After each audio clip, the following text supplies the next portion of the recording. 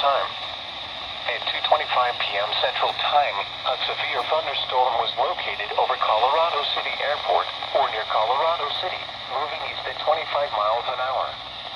Hazard, ping-pong ball-size hail and 60 miles an hour wind gusts.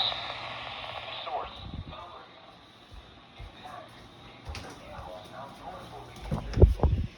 Expect hail damage to roofs, siding, windows, and vehicles. Expect wind damage to roofs, siding, and trees. Locations impacted include Snyder, Colorado City, Lorain, Colorado City Airport, G.B. Thomas Reservoir, Lake Colorado City State Park, Innerdale, Champion Creek Reservoir, Westbrook, Vincent, Reynolds Corner, Kerma, Winston Field, Cuthbert, Knapp, Buford, Dunn, and Ira.